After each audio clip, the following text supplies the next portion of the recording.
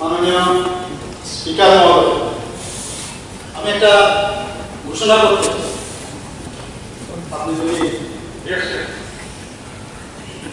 আমাদের সরকার ক্ষমতায় আসার পর মোট 3 কিস্তিতে আমরা কর্মচারী এবং পেনশনারদের জন্য ডিয়ারনেস অ্যালাউন্স বা ডিয়ারনেস লিভ যেটা ডিআর বলা হয় 1/3/2021 এটা 3% দিয়েছে, 1/7/2022 5% দিয়েছে, 1/12/2022 এটা ছাড়ান মেরে 12% করে ছাড়ানি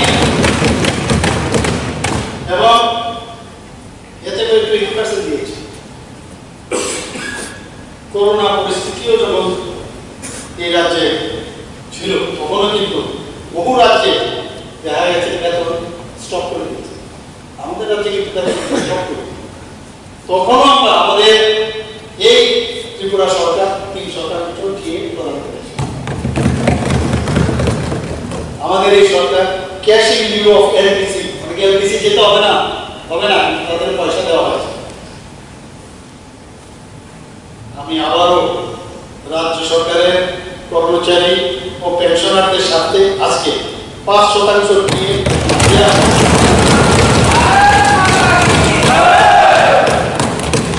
এই 5% দিয়ে দিয়ে 1 জানুয়ারি 2024 থেকে কার্যকর এতে বছরে কত খরচ হবে? 500 কোটি টাকা অতিরিক্ত খরচ হবে। আপনি জানেন 1% বিল হবে 105 দিয়ে দিয়েছি।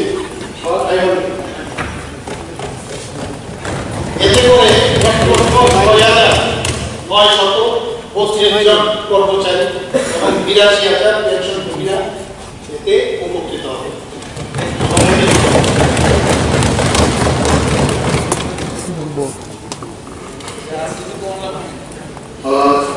মাননীয় মুখ্যমন্ত্রী 5% দিয়ে ঘোষণা করেছেন।